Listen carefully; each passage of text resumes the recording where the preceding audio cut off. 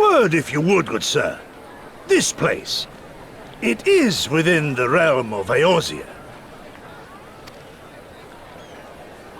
You're an odd-looking fellow, aren't you? Still, takes all sorts, I suppose. This here's Vesper Bay. Thanalan's door to the ocean, as some folk like to call it.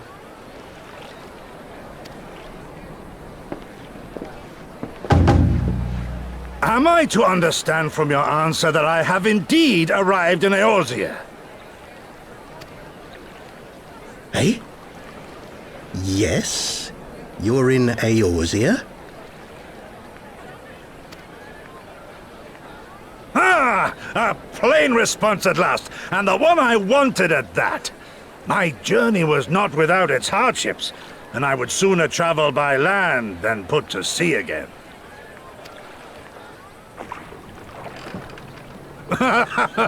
You do not believe that so small a bark could bear me across the ocean? Such timid little sailors. I had but to set my course and set my jaw till I made port.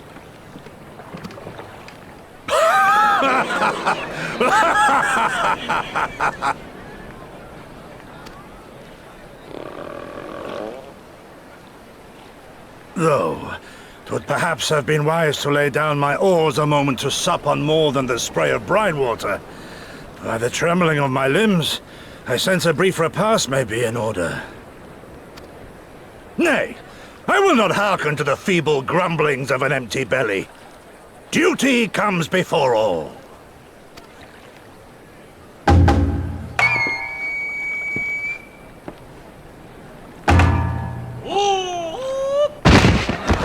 Good God, man! Are you all right?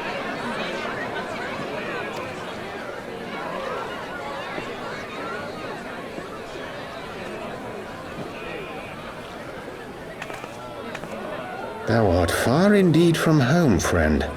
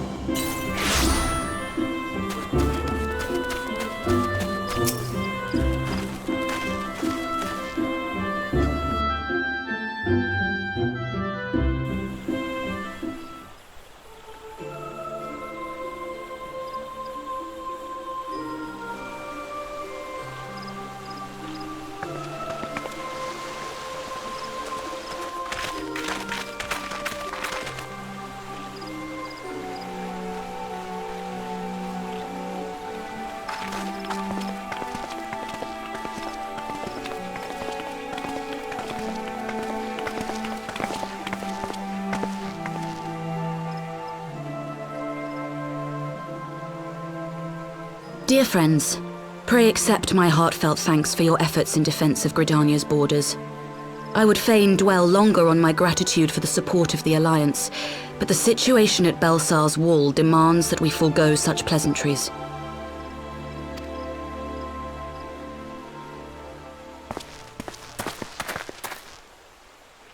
According to our most recent intelligence, the cocoon of light that formed in the air above the wall remains undimmed and unbroken. After measuring the cocoon's etheric concentrations, Archon Y'shtola has confirmed the presence of a primal entity.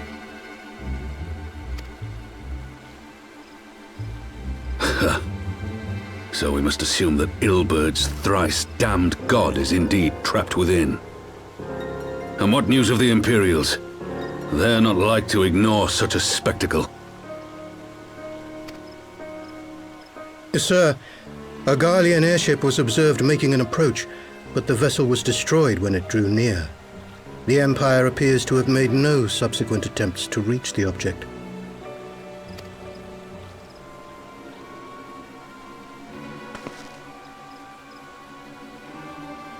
The soldiers who witnessed the incident spoke of a lance of light issuing from within the cocoon, of an entire warship being reduced to smoking ruin in the space of a moment.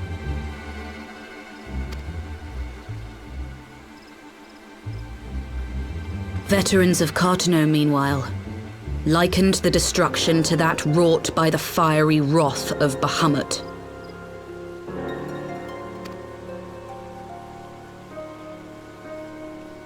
We could face another calamity.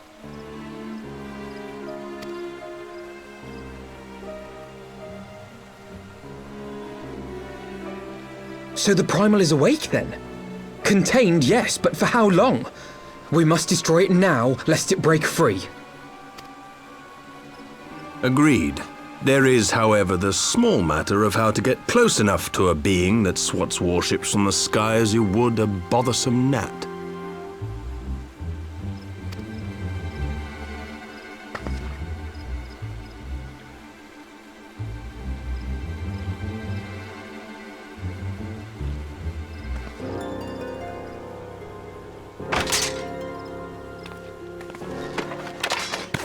Is this truly so complex a puzzle?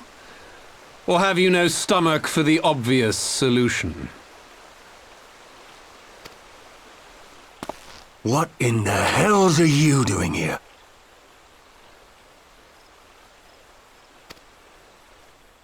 A pleasure to see you too, Garland.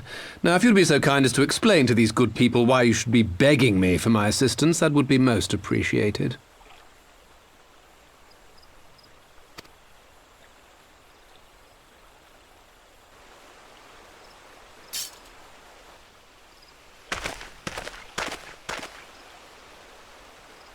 Who is this man?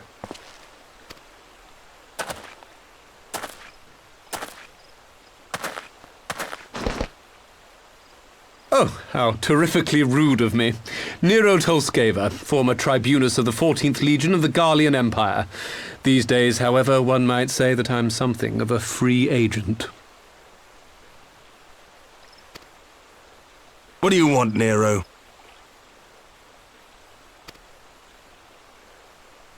I was getting to that. Although you already know what I'm about to propose, old friend. As you have rather belatedly realized, within that frail binding lurks an entity alike in strength to the great Bahamut, and the only force in existence which might conceivably contend with such a foe is the very creation which captured the Elder Primal in the first place. I speak, of course, of Omega. Omega? That hulk has been gathering dust beneath the plains of Cartano since the Allagans breathed their last. And none alive knows how to wake it.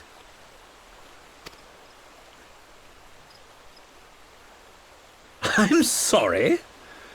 Do you understand who it is with whom you have the privilege of speaking? I'm Nero Tolskeva, Master Engineer, the mechanical genius who restored the Ultima weapon to full operational capacity. And as luck would have it, I am graciously offering you the use of my considerable expertise. And what, you just expect us to accept? You're a fool if you think your deeds at the Crystal Tower are enough to win my trust, Nero. Trust? You wound me, Garland. All those years, studying side by side at the academy, sharing both trial and triumph, we were countrymen once, you and I.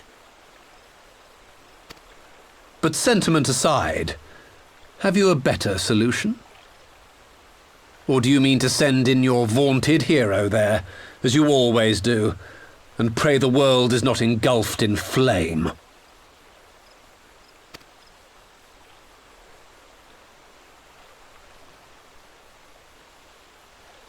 Let us approach the problem in a rational manner. Does not the fact that Omega slumbers in stasis point to the existence of some overriding technology? A means of control? I would ask a question, if I may. Nero, was it not? In the event that we succeeded in using Omega to shackle the Primal in the manner you propose, what then would become of it? Do we not risk repeating the mistakes of the Allagans? Omega is but a tool. How we choose to employ that tool is entirely up to us. Of course, if you would rather leave it buried beneath Cartano while you continue your petty squabbles above, then I suppose that is also your choice. Spare us, Nero. The Seedseer's concern is a valid one. He who controls Omega wields the power of the gods, the very power which led the Allagans to destroy themselves. And does it not fall to we engineers to prevent such misuse? What was your company's proud slogan? Freedom through technology? A creed you follow, is it?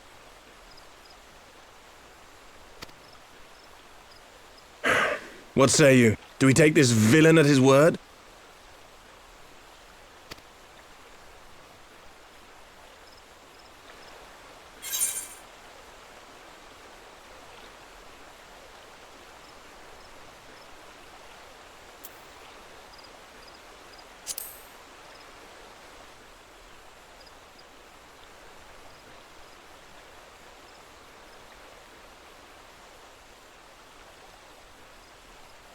As will I.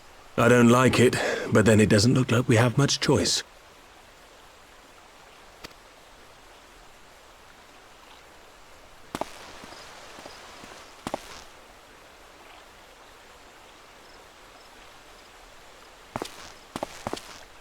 Would the Council be willing to entrust this matter to a pair of former Imperials?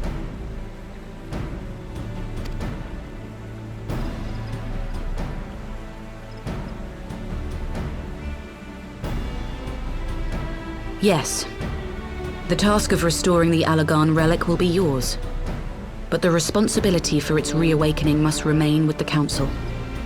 Do we condone this course of action?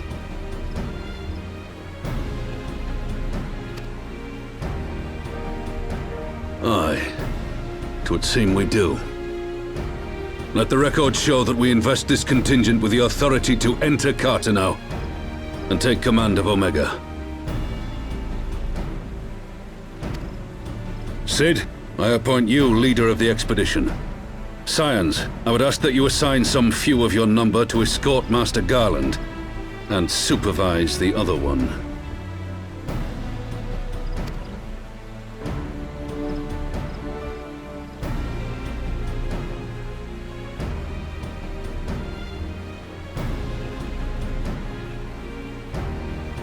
We should be happy to oblige. The politics of Cartano being what they are, I dare say our neutrality will prove useful in avoiding any unnecessary entanglements.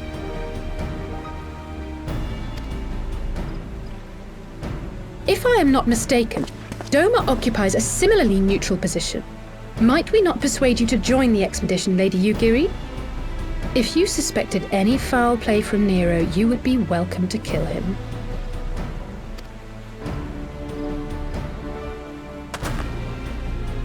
My blade is yours.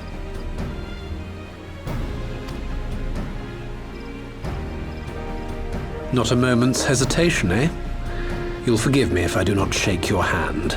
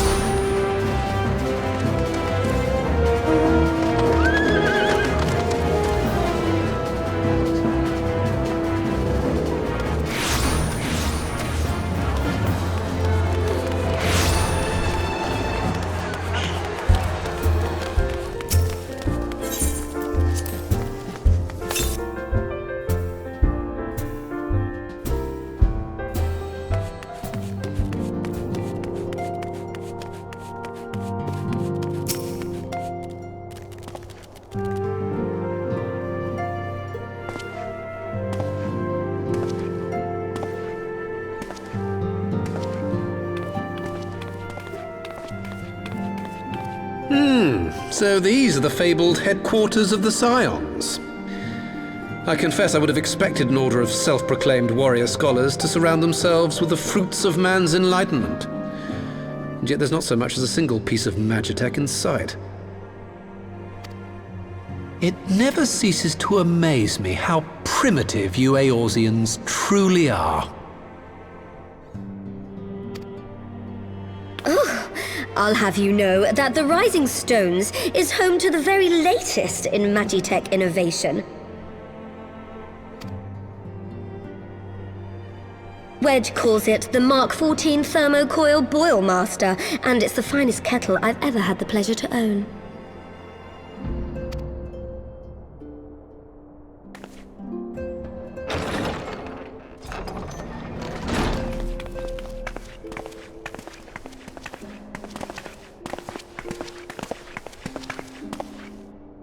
We are returned.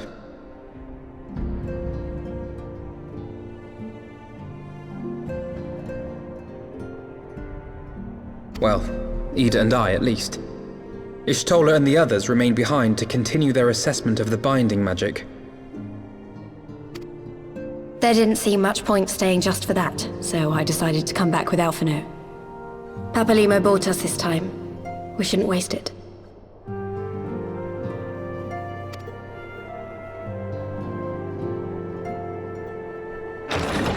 By your leave!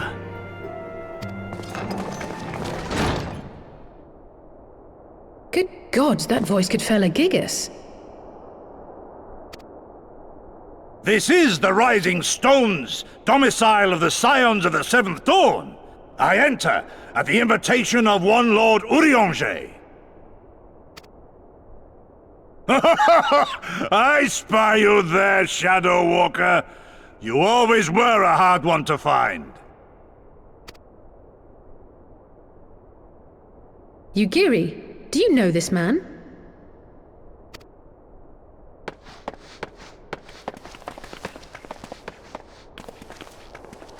Gosetsu! Why are you come to Eorzea? In search of you, Yugiri. For days and nights did I row across the angry sea.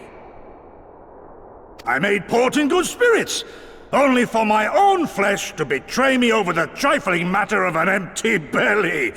Collapsed in the street like an unfed stray I was, until Lord Urianger came to my aid. Over a most welcome meal, we spoke of the plight of Doma, and I learned of our displaced countrymen's work to resettle this blighted land. 'Twas blind fortune that I was able to locate you so swiftly. But now we must make ready to depart. Our master languishes in dire peril, and Doma calls her daughter home.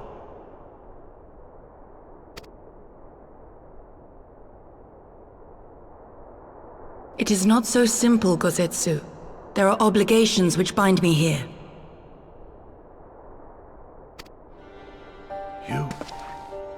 You refuse? Did you mislay your oath during your flight from our homeland?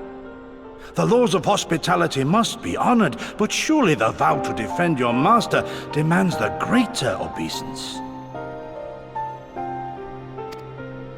It was our master who bid me guide our people to safe haven by any means necessary. And it was the Scions you see before you who provided us succor and sanctuary when all others refused. Dire peril or no, were I to return without first repaying such hospitality, our master would cut me down at the threshold.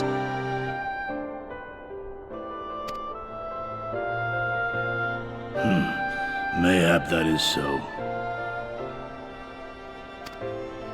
There is more. A crisis threatens all within this realm, Eorzean and Doman alike, and I go to play my part in its resolution. I will not bring shame upon our liege by abandoning my people or my duty. How very noble of you. Now, in the name of honor, kinship, and, yes, practicality, might I suggest we get this expedition underway? Or would you rather debate the finer points of duty and leave Omega to the Empire? The Empire! You, Giri? You draw steel against the curse of Garlemald?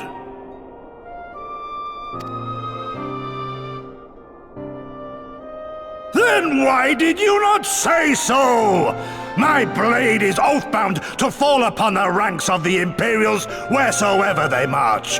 Lead on, Shadow Walker, and may the enemy tremble at our coming.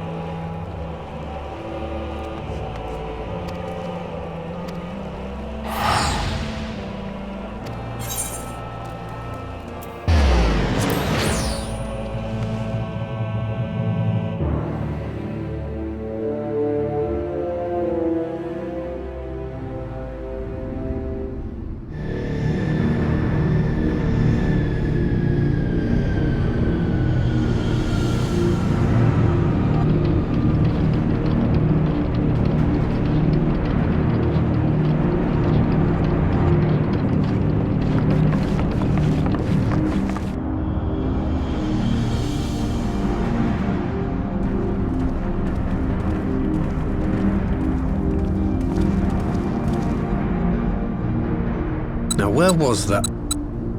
Ah!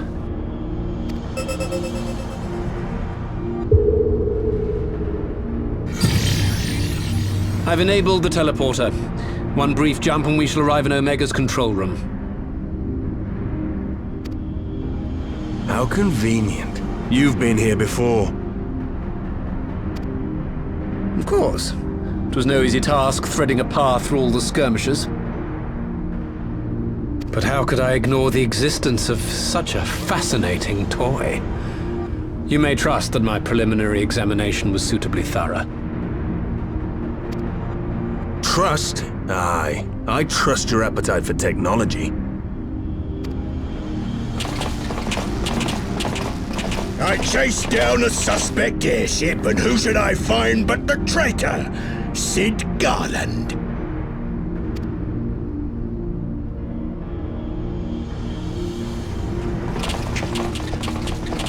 Searching for something, engineer? Something big? It's close, isn't it?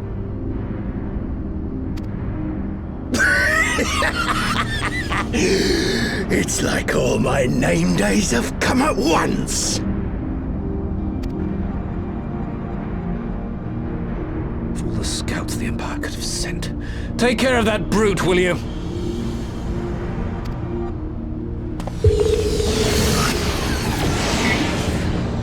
God damn it. Can't let Nero tinker around in there by himself. I'm sorry to leave you to it, but I dare say you'll manage without me. This clod has no idea who he's dealing with.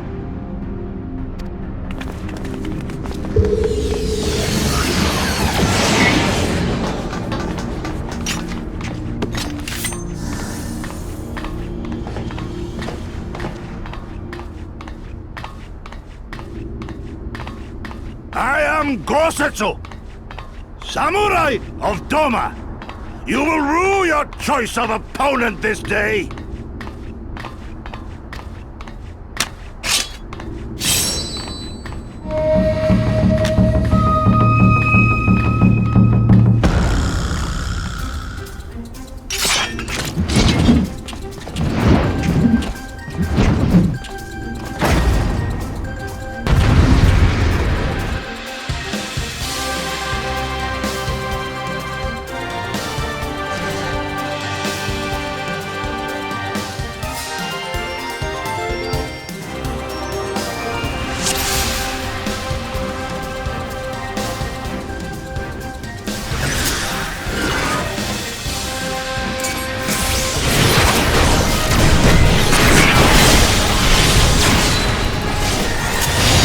No holding back!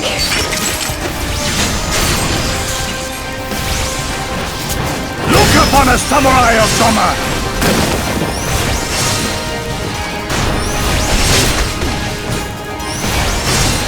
No retreat. No surrender.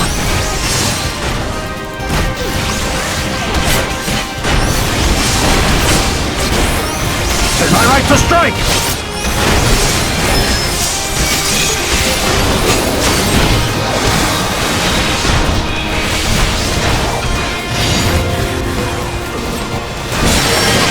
No holding back!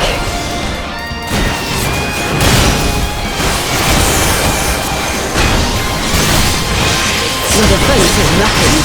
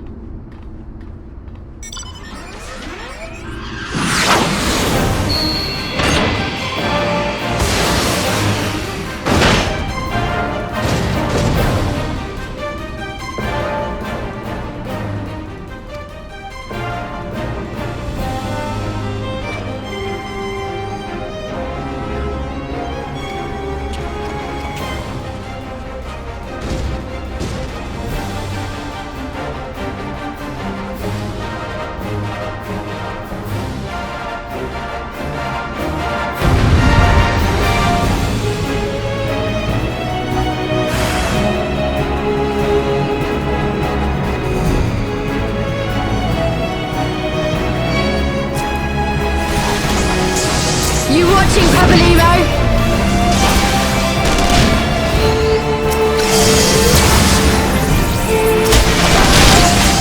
'Tis my right to strike! You watching, Pabalimo?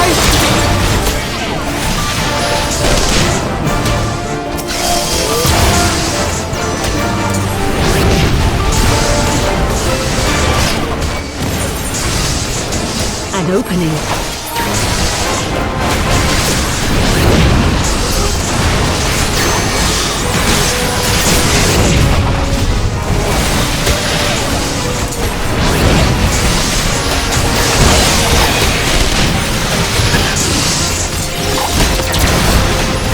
You watching, Pabalimo?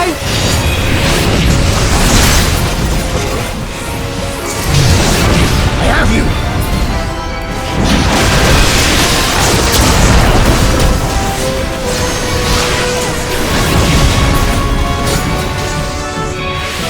Your defense is lacking.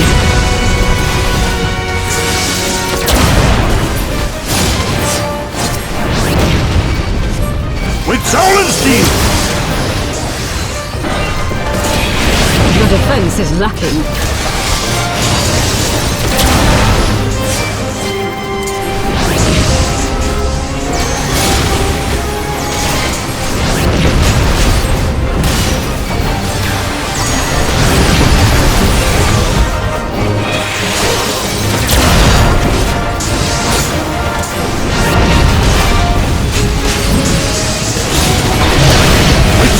Steel!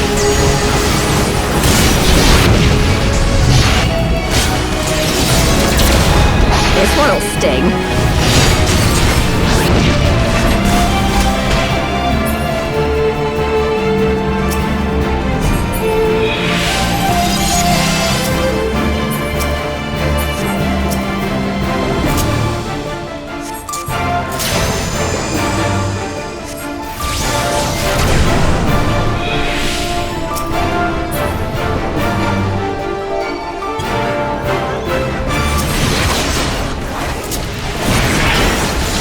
Your defense is lacking.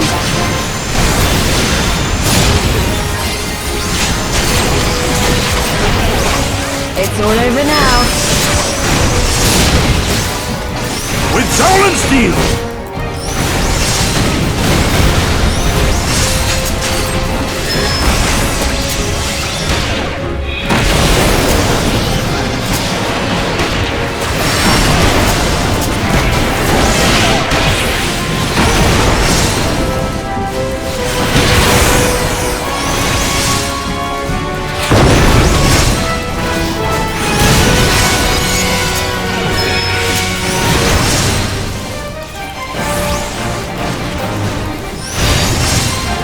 You watching, Pabalimo?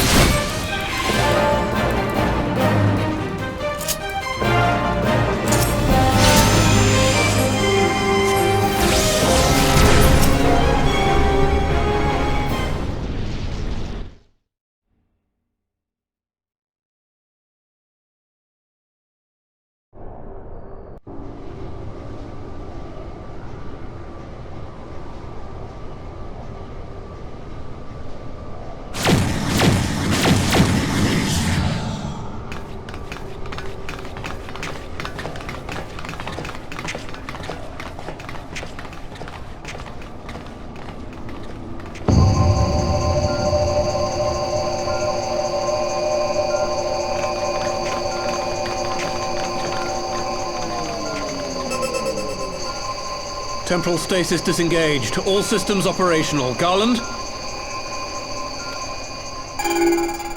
All clear on this side. It's waking up.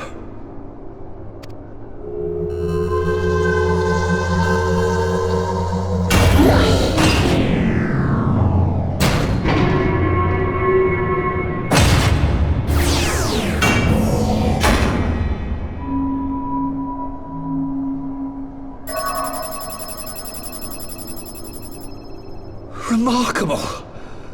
Omega's sensors immediately detected the presence of the cocoon, even at this distance. They must have been set to scan for sources of energy exceeding certain magnitudes. I still don't see any means to control the machine directly. It seems to have been designed to act wholly autonomously. Once we release Omega, we can be fairly certain it will attempt to capture the Primal at Belsar's Wall. Assuming its mission is successful, our only option at that point will be to re-engage its stasis system and put it back to sleep. And should the machine happen to misbehave, we'll simply initiate an emergency shutdown. I confess we don't yet have a complete grasp of its capabilities, but I'm certain the details will not elude us for long. Well, I understood less than half of that. So, my question to you is, are we doing the right thing?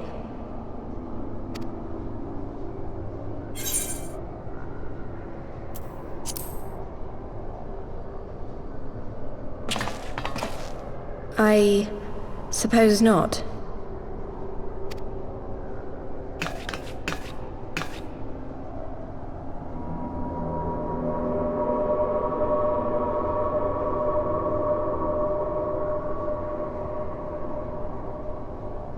All right. Step aside, Sid. Is this the thing I need to press? Yes, that's the one.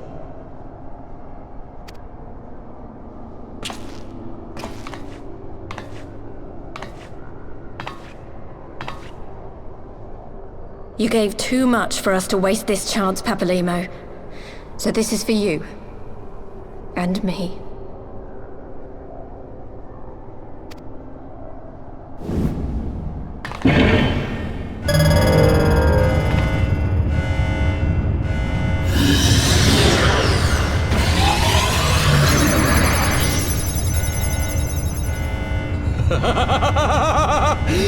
Yes! Fly free, my pretty! Show us what you can do!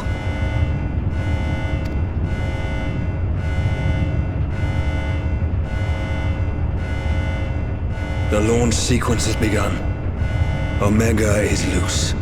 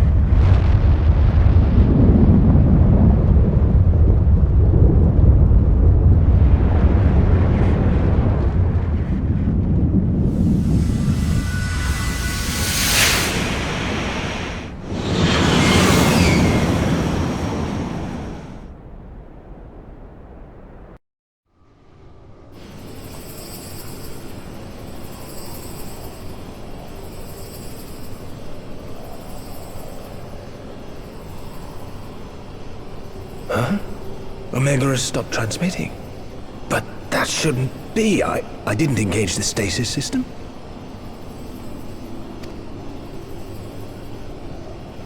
And what does this signify? I have little understanding of these contrivances.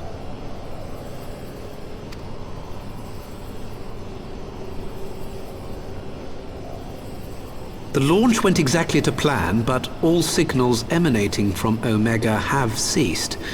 This may indicate any number of things, but we will need to join the Scions out in the field if we are to ascertain which one.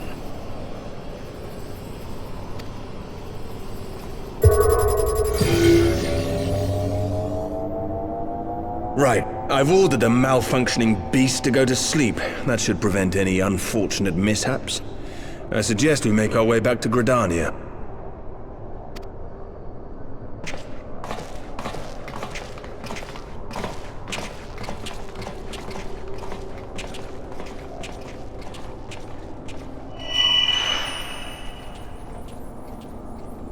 Omega destroyed the cocoon.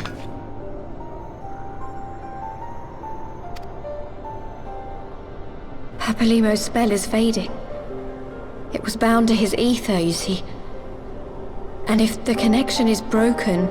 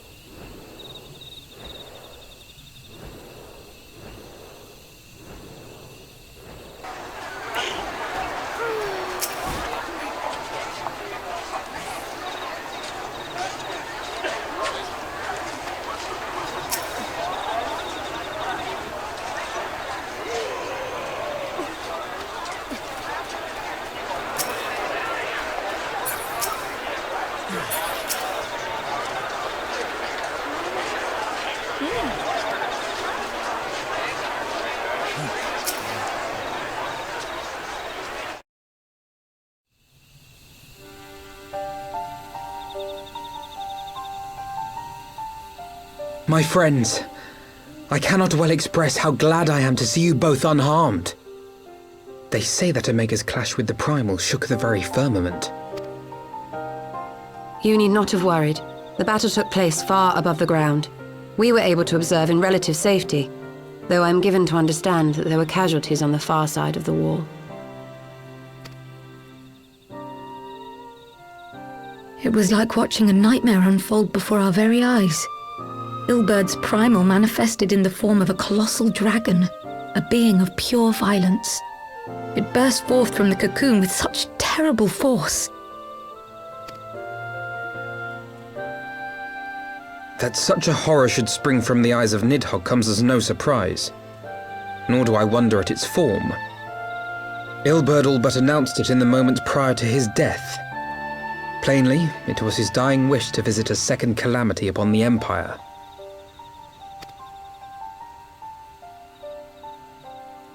And I am quite certain the abomination would have obliged had it not found itself outmatched by Omega. Gods! I am no stranger to the works of Allag, but even I was unprepared for the machine's furiosity. It beggared belief.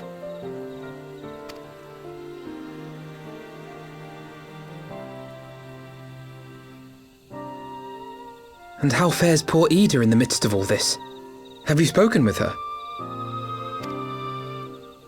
She is up on the platform, lost in thought. We deemed it best not to disturb her, but mayhaps she would welcome some company after all. Shall we?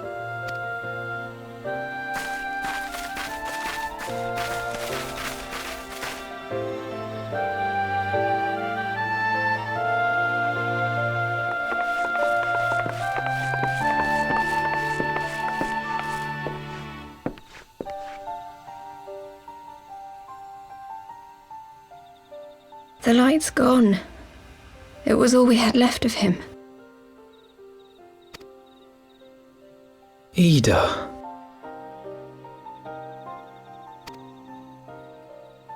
I don't blame anyone. I knew what was going to happen. I knew the spell Papalimo meant to cast would drain away his life force. I knew that it would only buy us a little time.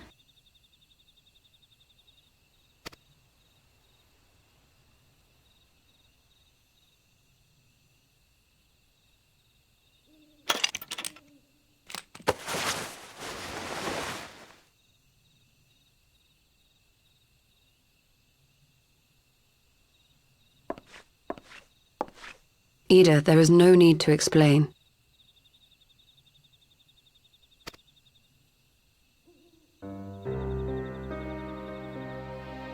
But there is. I can't hide in Papalimo's little shadow anymore, and I shouldn't hide behind my sister's mask.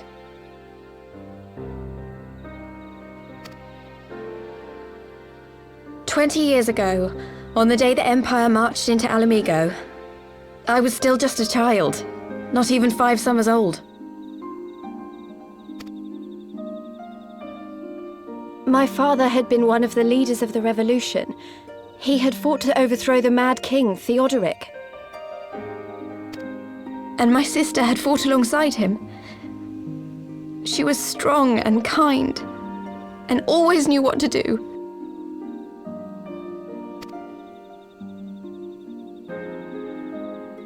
But when the Garleans came, everything changed. My father went to war against them too, and I never saw him again. After that, I remember a lot of running. My sister dragged me for malms and malms until we came to the city of Sharlayan. That was where she met Master Louis Soir. He introduced her to the Circle of Knowing, and she eventually became an Archon.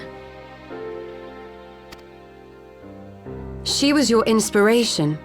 Is that not why you took up her mask and her name? Or did you simply mean to continue what she had started?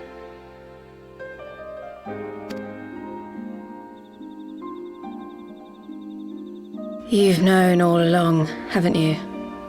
That I wasn't Ida.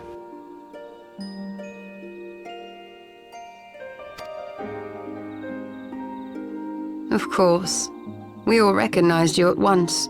'Twas Papalimo who persuaded us to maintain the charade. It was silly to think I could fool you. I knew that even then, but I sort of decided not to know.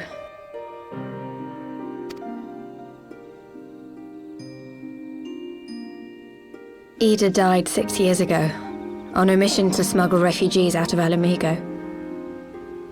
They say she was overwhelmed by Imperial soldiers when she stayed behind to save a little girl.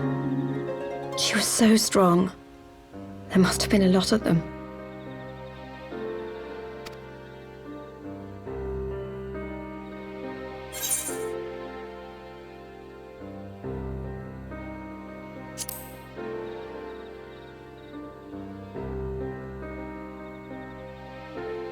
I'm sorry for lying to you.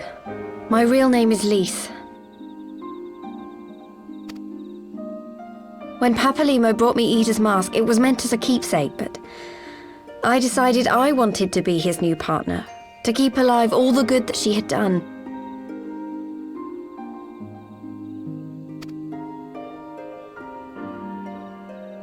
I didn't want to become Ida, exactly.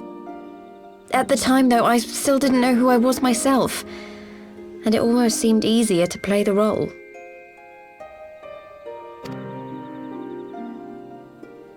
Papalimo agreed to help, of course, but it was never what he wanted for me.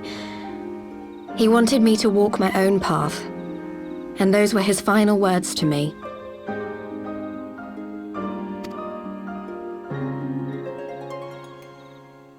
The Archon's mark he gave me is faded, and my last excuse along with it.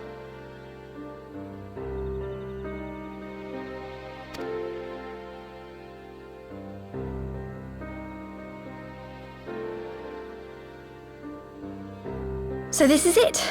Whatever I choose to do from now on, I do as Lise. And I choose to continue my family's fight. I want Alamigo to be the country that Ida and my father always wanted it to be.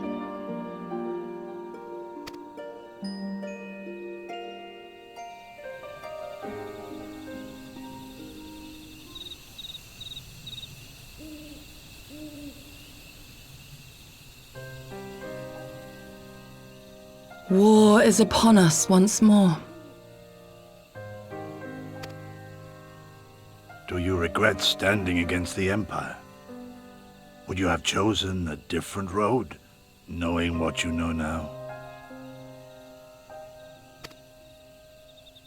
To claim that I never doubted the decision would be a lie. But I made my choice, and I have defended it with blade in hand ever since.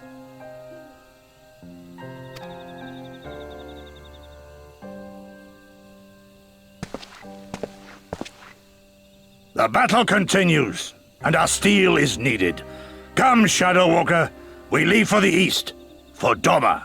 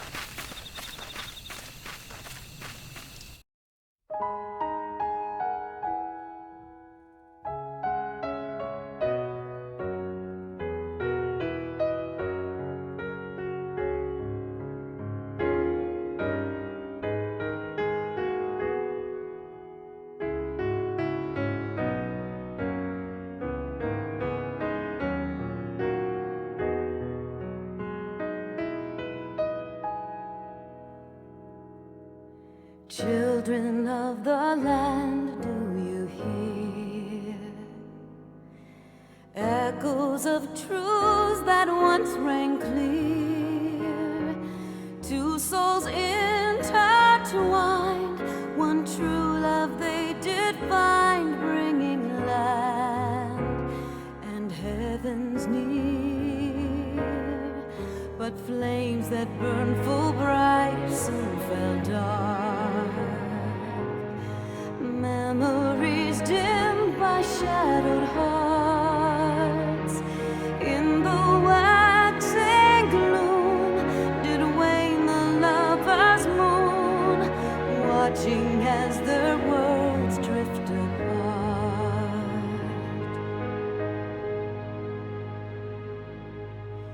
One soul's cry, a passion welling within.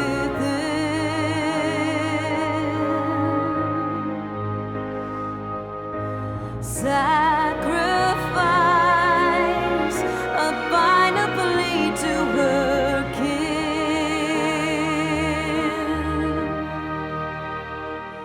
Yet this bond of hope by treachery was broke, scattering her words to the wind.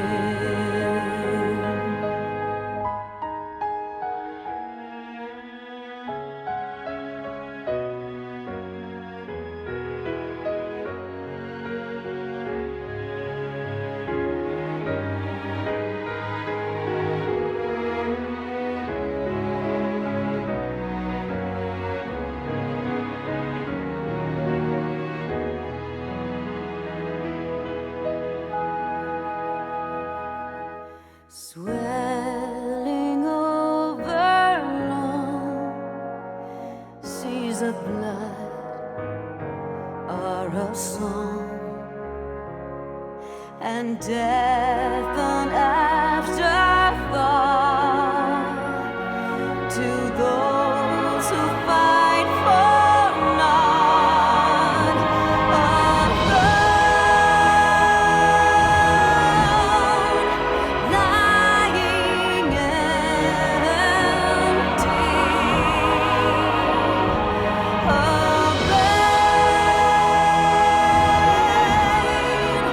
incomplete.